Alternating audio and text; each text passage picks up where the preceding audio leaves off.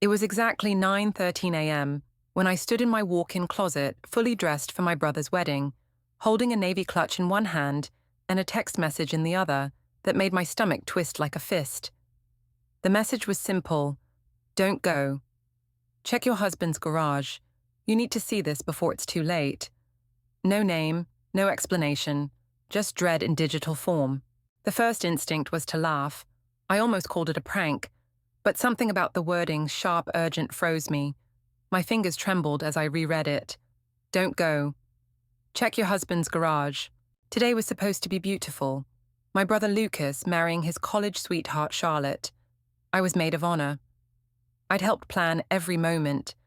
And now, with 3 hours left before the vows, I was paralyzed staring at that text like it held a detonator. The foundation of my morning hair set, dress, steamed jewelry selected was crumbling under the weight of 9 words.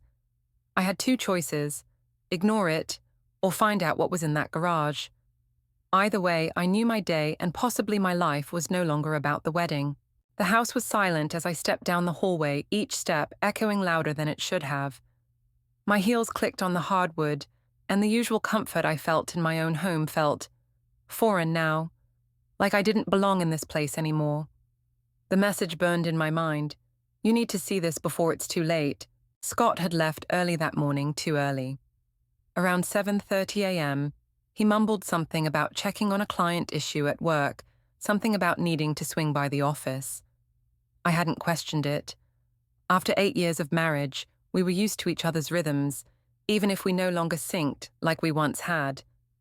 I'd grown used to his unpredictability, the late-night tech calls, the work trips that popped up out of nowhere. I chalked it up to the job. Now, though, everything felt like a lie, wearing a business suit. I made my way to our bedroom. In the back of my jewelry box, tangled beneath necklaces I hadn't worn in years, was the garage key Scott had insisted I keep. Just in case, he'd said, during one of his obsessive organizing sprees last fall. I'd never once used it, until now. The key felt heavier than it should have, cold, like it knew what I was about to unlock. I paused at the side door leading into the garage, my hand hovering over the doorknob. For a moment I told myself I was being ridiculous, that this was all some bizarre misunderstanding or an incredibly tasteless prank. But the warning in that text didn't sound like a joke. It sounded like someone trying to save me. I turned the key. The door groaned slightly as I pushed it open. Light from the house spilled into the dimness. The garage looked normal, predictably messy. Scott's old Toyota sat in its usual spot, covered in the faded blue tarp he never removed. Shelves lined the walls, plastic bins, holiday decorations, camping gear we hadn't touched since before COVID. A smell of motor oil, sawdust, and faint mildew hung in the air. I let out a long breath, the kind that comes right after a jump scare in a horror movie. There's nothing here, I told myself. Maybe someone was trying to rattle me. Maybe it worked. But as I turned to leave, something out of place caught my eye. Near the far wall, behind a stack of paint cans, something was peeking out a corner of faded fabric like a towel or blanket. It wasn't there before. I was sure of it. Scott was obsessive about symmetry in this garage. He lined up those paint cans like soldiers on parade. Nothing ever stuck out. My heart picked up speed. I moved closer, brushing aside the towel. Beneath it was a wooden chest. Not very large, maybe the size of a shoebox, stained dark brown with small brass hinges. Nothing ornate, but deliberate, like it wasn't supposed to be found. My fingers hesitated. Every instinct screamed at me to leave it alone, but curiosity and dread pushed me forward. The lid creaked as I opened it. Inside was a carefully arranged collection of items that didn't belong to me. A delicate charm bracelet with tiny silver pendants, a pair of earrings that caught the sunlight just right, a silk scarf that still held the scent of perfume rich and floral, and unmistakably not mine. A bottle of designer fragrance lay beside it, the kind I'd never buy for myself, but recognized from magazine ads and Macy's counters. And then came the photos. I froze. The top one showed Scott, smiling, relaxed, but not with me. The woman beside him was unmistakable Charlotte, the bride-to-be, my future sister-in-law. My brother Lucas's fiancée. In the picture, she was leaning into Scott, her head on his shoulder, his arm wrapped possessively around her waist. The image was intimate, almost romantic. It felt like someone had punched me in the lungs. I rifled through the stack. There were more photos. Dozens. Scott and Charlotte at the beach, laughing over ice cream, posing in front of snow-covered cabins, hiking in summer gear. Every season, every setting. This wasn't a one-time mistake. This was a relationship intentional and sustained. My stomach turned. How long had this been going on? Months, years? Had Charlotte smiled at me across brunch tables and bridal showers while sleeping with my husband? Had Scott kissed me goodnight after spending the afternoon with her? Then I found the papers. Text messages printed out, dated, time-stamped. Scott's number was clear at the top of each conversation. And there it was. Charlotte's replies. Charlotte, I can't wait much longer. Scott. Pretending with Lucas is killing me. Charlotte. Once I'm his wife, we'll finally have leverage. Health insurance, bank access. You know the plan. Scott. 2 more days, babe. Just hold on. I stared at the papers in disbelief. This wasn't just an affair. This was a conspiracy. Charlotte wasn't marrying Lucas because she loved him. She was marrying him as a pawn in some larger scheme with my husband. And Scott, the man I thought I knew better than anyone, was orchestrating it right alongside her. I sank to the cold concrete floor. How do you process something like that? The betrayal wasn't just personal, it was foundational. My marriage, my brother's future, my entire family's trust. All of it had been twisted into a carefully rehearsed lie. I should have screamed, thrown something, ripped those pictures to shreds. But instead, I sat there, frozen, the chest of secrets between my knees, and I knew I had a decision to make. There were 2 hours left before the wedding. 2 hours before Lucas stood at the altar, ready to vow his life to a woman who saw him as a stepping stone. If I did nothing, he'd walk into a trap. If I exposed her publicly, it could destroy him. And Scott, what would happen to him? No matter what my life, as I knew it was over. I closed the lid of the chest with deliberate care, as if sealing a cursed object. But the damage had already been done. My hands were shaking, but my mind was spinning with mechanical precision. I didn't have time to fall apart. My brother's future was hanging in the balance, and I had less than 2 hours to change the trajectory of his life. I placed everything back exactly as I had found it, each photo, each printed text, each perfume-scented token of deception. Then I took out my phone. My fingers moved quickly, snapping picture after picture, documenting everything. The jewelry, the scarf, the printed messages with their damning timestamps, the intimate photos. I made sure to get Charlotte's face in every frame, Scott's phone number, Charlotte's handwriting on a sticky note I found at the bottom of the chest, casually labeled Plan B. By the time I stood up, my knees ached and my dress was wrinkled, but my evidence was airtight. I locked the garage and returned to the house like a woman walking out of a fire. On the outside, nothing had changed. My navy dress still elegant, my curls still in place, my makeup still unflawed. But inside, everything had unraveled. My marriage, my trust, my faith in Charlotte, all in pieces. Back in my bedroom, I sat on the edge of the bed, clutching my phone. For a brief moment, I debated calling Charlotte, confronting her directly, screaming down the line. But she was clever. She'd lie, she'd cry. She'd flip the narrative so fast I'd forget what I knew was true. No, this had to be handled strategically. Then I did something I never thought I would. I dialed Lucas. He answered instantly. Hey, sis. Where are you? Mom said you were supposed to pick up the boutonnieres an hour ago. I froze. His voice sounded so happy, so innocent. The same voice I'd heard for decades, my little brother, the one I protected through scraped knees and failed high school romances. How could I destroy his wedding day? Lucas, I said softly, my voice cracking. Is everything okay? His tone shifted immediately. You sound weird. I need to talk to you, alone, now, please. There was a pause. What happened? I can't explain over the phone. Just meet me at Mom and Dad's house. 10 minutes. Another pause. Okay, I'm on my way. I hung up, then texted Mom with a vague excuse, something about a bridal emergency and needing Lucas's help. She didn't question it.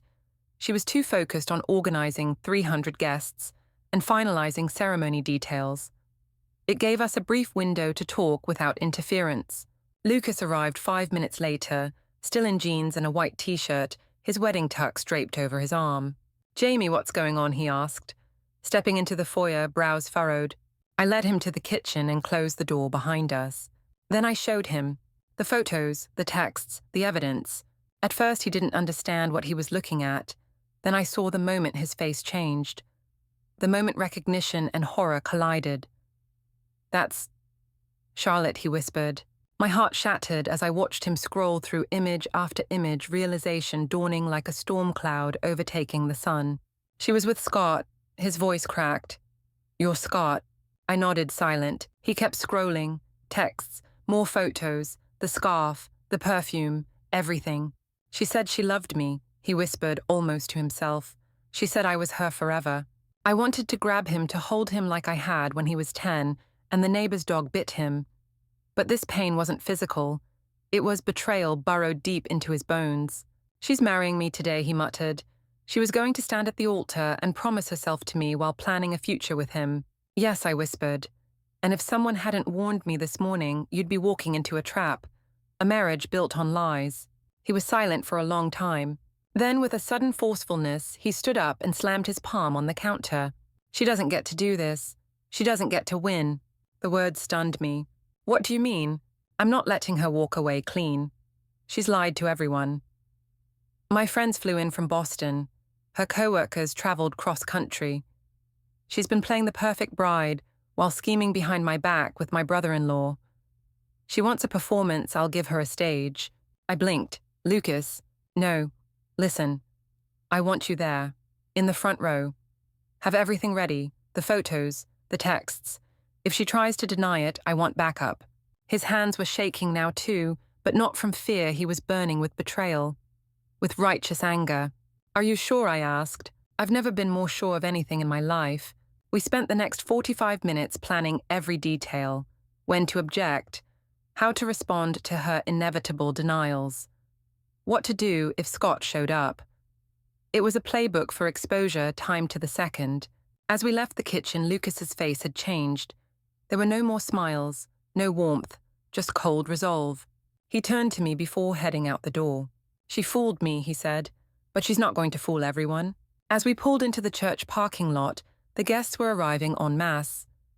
Cameras flashed, laughter echoed. People were ready for a celebration. They had no idea what was about to unfold. Inside the church, everything looked beautiful. Charlotte's Pinterest board had come to life, white roses, fairy lights, vintage pews. But underneath it all, I saw the strings, the manipulation, the lies. I took my seat in the front pew, phone in hand, evidence ready. The music started. The officiant smiled. And Charlotte appeared. She looked radiant, angelic even, the picture of a perfect bride. But I saw it now, the performance behind her eyes, the calculated smile. The steps rehearsed not out of love but strategy. She walked down the aisle toward the man she planned to deceive. And beside me, Lucas stood at the altar, ready to burn the whole illusion to the ground. As the music swelled and Charlotte made her slow, practiced walk toward the altar, the room hung in that suspended breath. Weddings always seem to hold the moment before vows, before forever. Except today, there would be no forever, only fallout. I studied her as she passed each rose bouquet, in hand, smile, soft eyes, locked on Lucas like he was her everything. It was masterful. She looked like a woman in love. If I hadn't known the truth, I would have believed every inch of her performance. But now, all I saw was deception wrapped in silk and lace. Lucas didn't flinch. He stood tall, hands folded calmly in front of him, a picture of poise to anyone watching. But I saw the tension in his jaw, the slight twitch of his left hand, the way he took one controlled breath after another. He wasn't calm, he was calculating, and underneath it all was a grief he hadn't had time to process. The ceremony began. The efficient Reverend Halpern, who had known our family since childhood, spoke with warmth about love and partnership. He told stories of commitment, of walking through life side by side. Every word felt like a slap. I glanced at Charlotte. She never wavered. No guilt, no hesitation, just practiced grace. When he got to the vows, Lucas's expression changed. The moment had come. Reverend Halpern looked at him and asked Lucas, "Do you take Charlotte to be your lawfully wedded wife?" Lucas didn't answer right away. You could hear the silence snap into place. The room leaned in. Then Lucas's voice rang out, clear, loud. "I object." Gasps ricocheted through the sanctuary. I saw the mother of the bride clutch her chest. One of Charlotte's bridesmaids dropped her bouquet. Charlotte's smile didn't fade immediately. It was as if her programming glitched, trying to process a variable she hadn't expected. Reverend Halpern blinked. I haven't asked for objections yet." Lucas turned to the guests. "No, I need to say this now, before we go one step further." Charlotte's face went white. "I can't marry someone who's been having an affair with my sister's husband," Lucas continued. Dead silence. Someone in the back gasped audibly.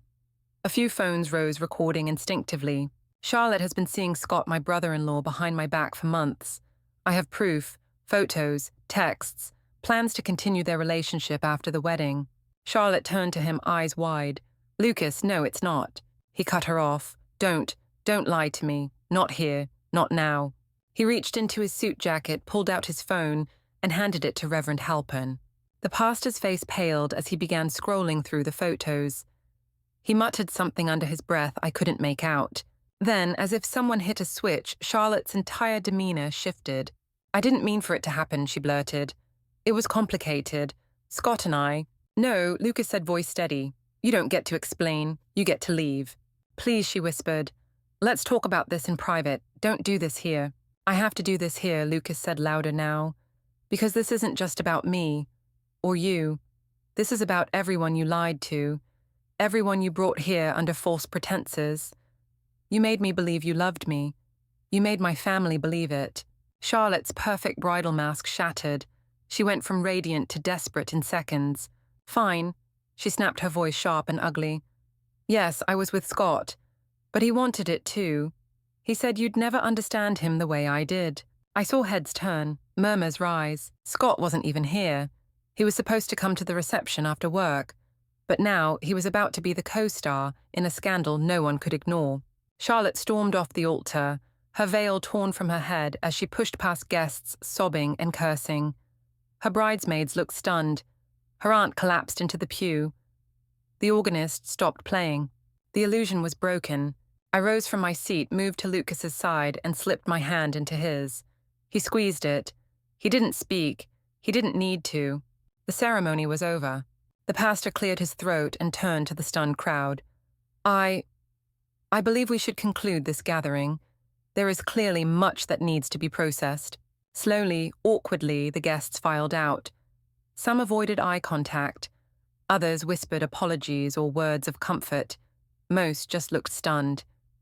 You don't attend a wedding expecting to witness the implosion of two relationships and a criminal-level betrayal. Back in the empty sanctuary, Lucas sat in the front pew with his head in his hands. I knelt beside him. "She was going to go through with it," he said quietly. "She was going to stand up here and lie to everyone." "She already did," I said, "but you stopped her from doing worse." "I feel like an idiot." "You're not. You were loyal. That's never a mistake." He didn't answer right away. Then he asked, "Did Scott know I found out?" "No, not yet." Lucas nodded slowly. "Good. Then he can hear it from me." He stood, straightened his jacket, and pulled out his phone. "I'm calling him." I grabbed his wrist. "Wait, do it when you're calm." He looked at me, and I saw the hurt boiling behind his eyes. "He deserves worse," he said. "I know, but you deserve peace more than he deserves revenge." Lucas lowered the phone. We left the church without another word. The photographer packed up quietly. The cake remained untouched in the reception hall. The fairy lights twinkled for no one. Later that night, Lucas stayed at my house. We sat on the back porch under string lights, sipping bourbon in silence. Neither of us had the energy to process it all. We just sat in the quiet, letting the pain settle. "I don't think I'll ever believe someone again," he said. "You will," I replied, "but not today, and that's okay." He looked at me and asked, "What about you?" I paused, then answered honestly, "I I think I've been pretending everything was fine for so long, I forgot what real happiness feels like. Lucas didn't respond, but his silence was comforting, because we were both wounded, yes, but we weren't alone. And that changed everything. The morning after the wedding that wasn't the house was eerily quiet. Lucas had crashed on my couch still in his rumpled tux pants and a t-shirt he'd pulled from my laundry basket. I found him staring blankly at the ceiling, eyes red but dry. He hadn't cried, not in front of me anyway. He just looked emptied, like someone had reached into his chest and scooped everything out. I handed him coffee without saying a word. He nodded his thanks and took a sip. We sat like that for almost 30 minutes, no conversation, no plans, just the silence of survival. Then he said, "I don't know what I'm supposed to do now." It wasn't a rhetorical question. He really didn't know. His apartment lease was ending soon. His job had given him 2 weeks off for his wedding and honeymoon. Now there was no wedding, no honeymoon, no Charlotte, no future plans that made sense. "You do anything you want," I told him. "You're free now." He scoffed. "Free, is that what we're calling it?" "Better than trapped," I said softly. That was the moment I saw the shift.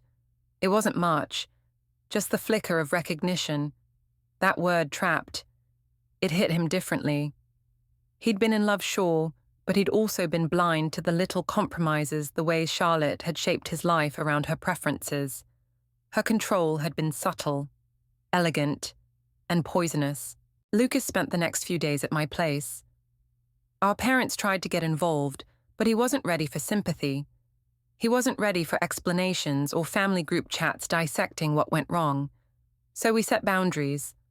No unsolicited visits, no surprise cheer-up casseroles.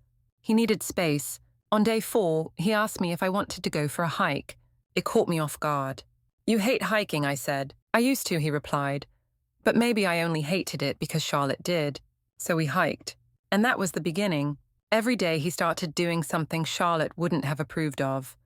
He ate fast food for breakfast. He reactivated his old Xbox account. He shaved his beard into a goatee just to see how it looked. He rewatched movies she once called too juvenile and laughed out loud like a teenager. Each act of defiance was a small rebellion, but also a small liberation. Meanwhile, I was unraveling my own prison. Scott never came home. After the wedding fallout, he sent one message and email, no less, saying he'd be staying in a hotel until things cooled off. No apology, no remorse, just logistical cowardice. I didn't respond. I didn't ask for explanations. Instead, I changed the locks. Then I filed for divorce. There's something powerful about taking control when someone else has tried to hijack your life. The process wasn't quick, it never is, but it was clean. I had documentation, evidence. Scott didn't fight the terms. Maybe guilt, maybe shame. Maybe he was just too busy dealing with Charlotte's implosion. Either way, it didn't matter. He was gone. And in his absence, something unexpected happened. I found myself again. It started small.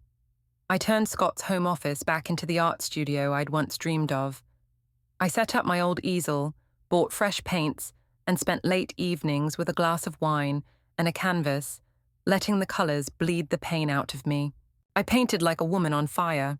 Blues for the sorrow, reds for the rage, golds for the hope I wasn't ready to name yet. Lucas noticed. "That one looks like freedom," he said, pointing to a swirl of dark indigos and shimmery copper. "Maybe it is," I said. He started sketching again, too, something he hadn't done since college. We created a makeshift studio in my sunroom, 2 desks side by side. Art wasn't therapy, not exactly, but it was a form of truth-telling we could both handle. By the 3rd week, we were different people, not healed, but healing. We went to dinner, just the 2 of us, no occasion, no expectations. We laughed real belly-deep laughter when our waitress accidentally dumped water all over Lucas's lap. And when we got home, there was a voicemail on my phone. From Charlotte. Her voice was brittle, cold, controlled. "Tell Lucas I'm sorry," she said, "but he needs to understand. Scott and I didn't mean for it to happen the way it did. I didn't play the rest. I deleted it. She didn't deserve to speak into our lives anymore." A week later, Lucas got a job offer, out west, one he'd turned down months ago because Charlotte didn't want to move. He came into the kitchen that morning, holding the offer letter, and asked, "Do you think I should go?" I looked at him for a long moment. "Do you want to go?" He smiled for the first time in days. "I think I do." "Then go. Will you be okay?" I grinned. I'm not the one who almost married a sociopath. He laughed, then pulled me into a hug. "You saved me." I just answered a text. "No," he said. "You blew up a lie and handed me the truth. You saved my life." He left 2 weeks later. We hugged goodbye at the airport. No tears, just gratitude. And when I got home, I sat in my studio and started a new painting. This one was brighter, full of yellows and greens and streaks of deep, hopeful blue. Not because everything was fixed, but because something new was finally beginning. The months that followed were unlike anything I'd experienced before. It wasn't just divorce paperwork and untangling shared bank accounts. It was rediscovering who I was before I started bending myself to fit into someone else's life. At first, I didn't know what to do with all the silence. The house felt empty, not just of Scott's presence, but of the constant background noise of compromise. I could play music whenever I wanted, eat dinner in bed, leave the dishes until morning. These little rebellions felt silly at first, but soon they became sacred. Symbols of a life I no longer had to apologize for. Friends I hadn't seen in years started to reappear. "You disappeared," my old college roommate said when we met for coffee. I think I was hiding, I admitted. From what? From myself. She didn't press. She didn't have to. Sometimes we disappear so gradually we don't even notice. We say yes too many times. We stop asking for things. We smooth over tension until all we are is smooth edges, easy to love, easy to leave. That's who I had been, not anymore. I picked up hobbies I hadn't touched in years. I joined a local book club. I started running not far, not fast, but far enough to feel my lungs work and my legs burn, and to know I was alive. I planted herbs on my kitchen windowsill and learned how to make sourdough bread because why not, my time was mine again. The biggest change, though, came in how I thought about love. For the longest time, I believed love was about endurance, about weathering the storms, staying loyal no matter what. But now I saw things differently. Love isn't about surviving together. It's about growing, challenging, celebrating. Scott and I hadn't grown in years. We'd survived, sure, but it had been a slow death of joy, one polite compromise at a time. I realized I'd accepted scraps and called it a meal, but no more. One afternoon, I found an old notebook tucked behind my bookshelf, one I used to write in back when I was newly married and still full of hope. I flipped through the pages and found a list I'd written of all the things I wanted in a partner. The list was honest and raw kindness, curiosity, someone who loved rainy days, and deep conversation, and wasn't afraid to cry at a movie. Scott had maybe checked off 2 of those. I laughed out loud, not out of bitterness but clarity. It's so easy to convince ourselves we're happy when we don't stop to question what happy actually means. A few weeks later, I got an unexpected letter in the mail. It was from Lucas. He'd been gone nearly 3 months by then, thriving in his new city. The letter was handwritten, a rarity in this digital age, and it made me smile before I even opened it. He told me about his job, the mountain views from his apartment, the tiny cafe down the street, where he was becoming a regular. He'd met new friends. He was dating casually, not seriously yet, but for the first time in his life, he was dating without trying to impress someone else, just being himself, honest, present. He ended the letter with, "You gave me back my life. I'll never forget that." I framed the letter and hung it in my studio. Some days were still hard. There were nights when I missed the idea of marriage more than the man I'd been married to. There were moments when a certain song or smell triggered a memory I hadn't buried deep enough. Healing isn't linear. It's messy and slow and full of detours. But each time I doubted myself, I went back to that moment in the garage, the key in my palm, the truth laid bare. That moment didn't break me. It woke me up. It reminded me that loyalty without honesty is just self-betrayal. That being needed isn't the same as being loved. That real family protects each other, even when the truth is brutal. I used to think confronting Charlotte and Scott was the hardest thing I'd ever done. I was wrong. The hardest thing was forgiving myself for not seeing it sooner. for ignoring the red flags, for giving so much of myself to people who only saw me as useful, not precious. But that forgiveness came slowly but surely. I stopped blaming myself for trusting the wrong people, and I started trusting the right one, me. People noticed the difference. "You look lighter," my hairdresser said during a routine appointment. "I feel lighter," I replied, and I did. I wasn't dragging around the weight of someone else's lies anymore. I wasn't pretending to be okay just to keep the peace. I was rebuilding from the ashes of someone else's betrayal, and this time, the foundation was truth. One Sunday morning, I took a canvas out to the porch and painted the sky. It wasn't a masterpiece, but it was real, messy, raw, honest, like me. And for the first time in a long, long time, that was enough. The leaves had started to change when I realized autumn no longer made me feel hollow. That season used to ache. It marked the time when Scott and I met, when we got married, when I convinced myself that our quiet distance was just a phase. Fall meant fading warmth, darker skies, and pretending everything was fine, because it was what we were supposed to do. But not anymore. This year the crisp air didn't sting, it cleared my head. I walked through the local farmers market one Saturday, sipping hot cider surrounded by the murmur of strangers and the scent of cinnamon. No one knew my story here. No one pointed or whispered or asked how I was holding up. And I realized I didn't need to explain anymore. I was simply a woman who survived something that almost broke her. And now I was writing the next chapter. Not long after, I got an invitation. A wedding, not mine, not Lucas's, our cousin Ellie Young, hopeful, genuinely in love. At first I hesitated, not because I didn't want to support her, but because the idea of standing in a church again, hearing vows again, watching someone else put their heart on the line, it scared me.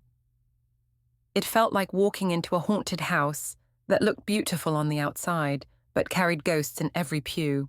But I went, and it was beautiful. Not flawless, not extravagant, but real. Ellie's voice shook during her vows. Her groom tripped over his words.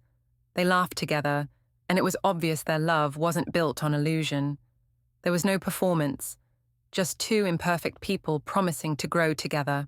I cried during the ceremony, not because it reminded me of what I'd lost, but because it reminded me of what's still possible. Love doesn't have to be wrapped in deceit. It can be honest, messy, fragile, strong. When I got home, I texted Lucas a picture of the wedding cake and wrote, "You would have hated the flavor, but loved the playlist." He responded instantly. That's my kind of balance. Our sibling bond, tested in ways we never imagined, had become something ironclad. He still sent me weekly updates, photos of sunrises from his balcony, new sketches, playlists. He even joked about starting a podcast on wedding survival stories. We'd both come a long way. One afternoon, I got an email from a local community center asking if I'd be interested in teaching a beginner's painting class. I hesitated. I wasn't a real artist, just someone who poured her pain into color. But something told me to say yes.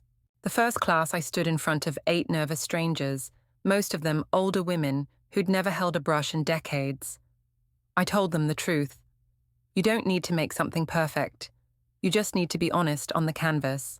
And they were. So was I. I watched these women, divorced, widowed, heartbroken, hopeful, translate their stories into swirls and smudges and light. One woman painted a tree with half its branches broken. Another painted a storm with a single ray of sun. I painted, too, a woman walking barefoot through fire, not because she was fearless, but because she had no other choice. At the end of the 6-week course, we had a small showcase. Lucas flew in for it. He stood beside me as guests wandered through the community center's multi-purpose room, now filled with easels and easel lights, and the quiet hum of healing. "You did this," he said. "You turned betrayal into beauty." I smiled. We both did. Later that night, we sat on my porch swing, the one from our childhood home, now relocated to my own back deck. We watched the stars. No words for a while. Just peace. Then he asked, "Do you think you'll ever trust someone again?" I didn't hesitate. Yes, even after all this, especially because of all this, because healing didn't make me bitter, it made me better, wiser, stronger, more in tune with the sound of red flags flapping. more committed to walking away at the first sign of manipulation, but also more open to kindness, to unexpected friendships, to real connection. Scott and Charlotte had taken years from me, yes, but they didn't get to keep the future. I did. The greatest revenge wasn't exposing them at the altar. It wasn't the divorce, or the carefully documented proof, or the awkward family silences that followed. The greatest revenge was joy, real quiet joy, of morning light on a fresh canvas, of students finding their voices again, of text messages from Lucas filled with laughter, of standing in front of my mirror and recognizing the woman staring back at me, not perfect, not unscarred, but wholly, wonderfully free. That was the victory. That was the life they didn't get to destroy. And if one day someone walks into my life with gentleness and honesty and the willingness to grow alongside me, I'll be ready. Not because I need them, but because I choose them, just like I finally chose myself. The greatest betrayal doesn't always come from strangers, it comes from those we trust the most. And yet sometimes it's in those betrayals that we find the clearest reflection of our strength. When I discovered the truth about Scott and Charlotte, I thought I'd been destroyed, but what I really experienced was rebirth. This isn't just a story about lies or infidelity. It's a story about rediscovery, about the power of truth when spoken at the right time, and the courage it takes to stand up not just for those we love, but for ourselves. We often think protecting others means staying quiet, keeping peace, or ignoring the gut instincts that tell us something's wrong. But real protection, the kind that saves lives and futures, requires discomfort. It demands confrontation. And above all, it requires love that values honesty more than harmony. If I had ignored that anonymous text, Lucas would have married a woman who saw him as nothing more than a tool. Instead, because of one moment of courage, we both got a second chance, not just at love, but at truth, freedom, and authenticity. If you ever find yourself questioning something that feels off trust, that instinct, it's not paranoia, it's self-preservation. The hardest decisions often come wrapped in fear, but fear doesn't mean stop. It means pay attention. Whether you're facing a difficult conversation, a betrayal, or the slow erosion of your happiness, choose truth. Even if it's painful. Even if it means walking away from something you thought was forever. You don't owe anyone your silence in the face of dishonesty. You owe yourself peace. Speak up. Investigate. Confront. And when necessary, walk out the door and into a life that's fully yours. Because you deserve more than survival, you deserve joy.